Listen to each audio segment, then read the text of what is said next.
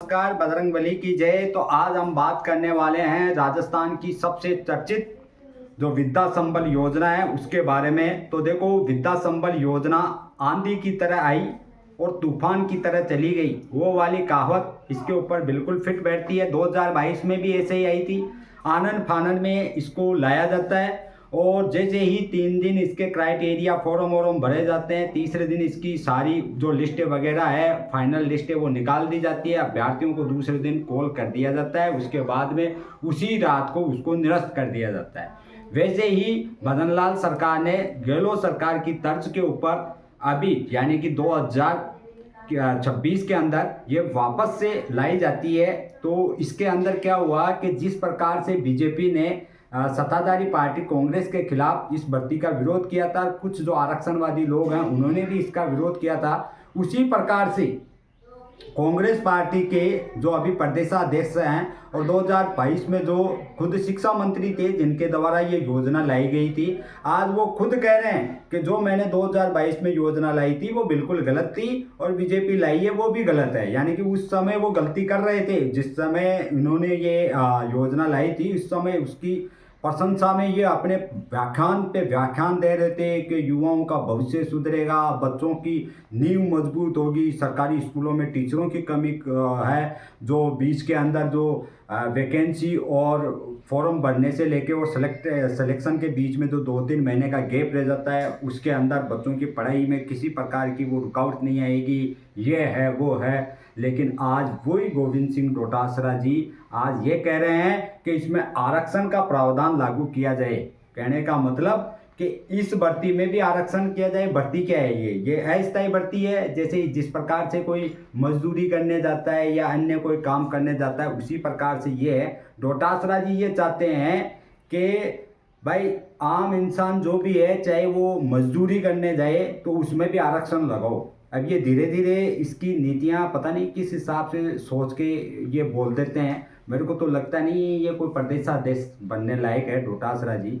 इनको थोड़ी बहुत इतनी वो आनी चाहिए कि जो पार्टी है उसके प्रदेशाध्यक्ष हैं, कुछ भाषा के अंदर उस चीज़ को थोड़ा समझो, उसके बाद में बोलो। ये कौन सी सरकारी नौकरी है जिसमें आरक्षण जरूरी है? पहली चीज़, कौन सा इसमें स्थायी तुमने कर दिया? तुम्हारी सरकार ने कर दिया या बीजेपी सरकार ने कर दिया? जो संविदा पे थे वो हट रहे हैं आ रहे हैं, हट रहे हैं आ रहे हैं, कोई 2 महीने कर रहा है, कोई 3 महीने कर रहा है, किसको स्थायी किया? फिर इसमें आरक्षण का मामला कहाँ से आया?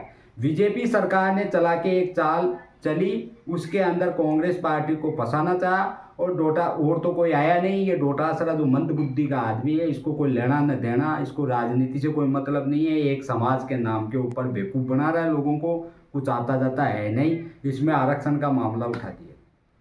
इनको यही नहीं पता देश में माहौल वो चल रहा था, बीजेपी के खिलाफ वो लोग जुड़ रहे थे जो राहुल गांधी से, जो बीजेपी के गढ़ में शामिल थे, परंपरागत वोटों के रूप में जो गिने जा रहे थे, जैसे ब्राह्मण हो गए, राजपूत हो गए, वो लोग धीरे धीरे इधर आ रहे थे। उसके ऊपर इस आदमी ने पानी फेरने का काम किया है, यहाँ आरक्षण शब्द उठा के। अब वो जो युवा जुड़े हैं उनके मन में ये भाव आ गया कि कांग्रेस पार्टी तो धीरे धीरे मजदूरी है, उसके अंदर भी आरक्षण का प्रावधान करने पे तुली हुई है, तो इस पार्टी से जुड़ के हमारा क्या हित होने वाला है। ये सोचते हैं कि मैं SC ST के वोट हैं उनको मैं अपनी तरफ खींच लूंगा इस मुद्दे से। तो वो तो तुम्हारे पास पहले ही थे, 12 साल से पहले लेके बैठे हो। तुमने उनसे क्या सरकार बनाई? नहीं बनाई।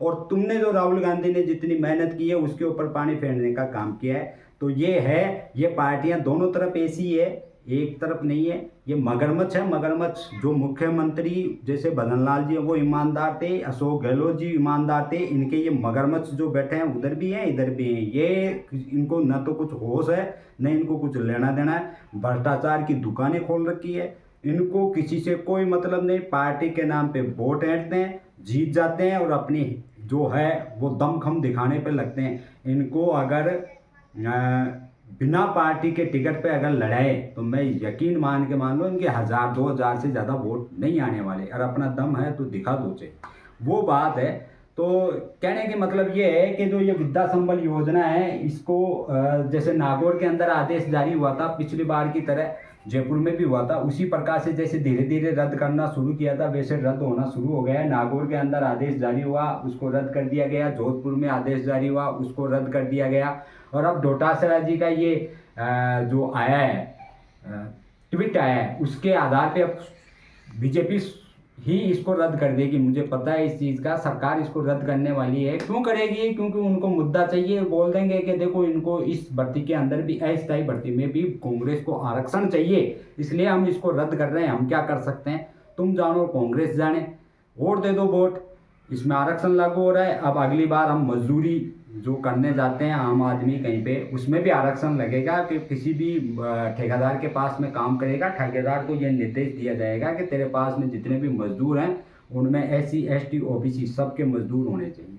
तो ये है पार्टियों का खेल। देख लिया आपने, इनको कुछ आता जाता नहीं है। ये अपने आप में समझते हैं कि हम राजनीतिज्ञ हैं, लेकिन इनको नॉलेज नाम की जीरो चीज़ है। जो खुद जिस भर्ती को लेके आया और उसको जो सही बता रहा था, आज आके बोल रहा है कि इसमें आरक्षण नहीं है। तो आपने किया था क्या आरक्षण उस समय? क्यों नहीं किया? भर्ती निकालने से पहले डोटासरा जी को आरक्षण का प्रावधान करना चाहिए था ना, और उसी समय कर देते भाई। मजदूरी वगैरह जितने भी प्राइवेट स्कूल हैं जहाँ पे भी पढ़ रहे हैं सब जगह आरक्षण लगा दो। सीधी सी कहानी ये करो।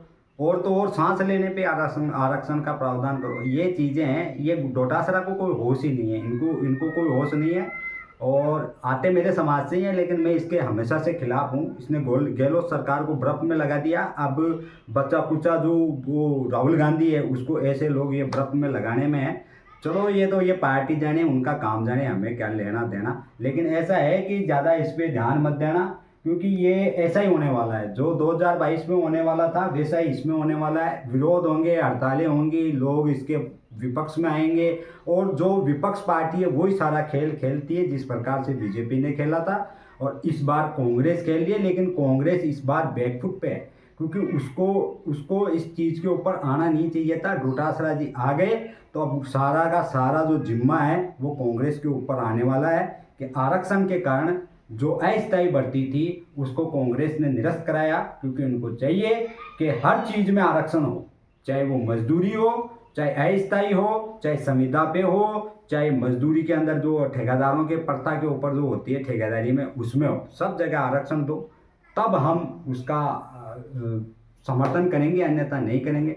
बहुत बहुत धन्यवाद डोटासरा जी, आपने राजस्थान में एक बार फिर से जो गहलोत सरकार की जो आंधी थी उसको रोकने का काम किया है। जिस प्रकार से आपने 2022 के अंदर किया था वही काम आप कर रहे हो। बहुत बढ़िया, लगे रहो। और मुझे लगता है कि बीजेपी 12 साल नहीं, इस प्रकार के अगर नेता रहे तो 50 साल तक कहीं नहीं जाने वाली। और पार्टी के नाम पे वोट हटो और अपने आप में कह दो कि मैं बहुत बड़ा नेता हूँ। ठीक है, हम तो आम आदमी हैं, ऐसे ही चलते रहेंगे, साफ बोलेंगे चाहे कुछ भी हो जाए। लेकिन ठीक है, फिर भी ये रद्द का 1-2 जगह आदेश आ गया है और डोटासरा जी को चाह रहे हैं वो कि 1-2 बार और आए और बोले तो हम इसको रद्द कर दें। और मुझे लगता है कि ऐसा अगर चला तो बीजेपी वापस से राजस्थान में आने वाली है और देश में आने वाली है। आप सभी का बहुत बहुत धन्यवाद। जय श्री राम, बजरंगबली की जय।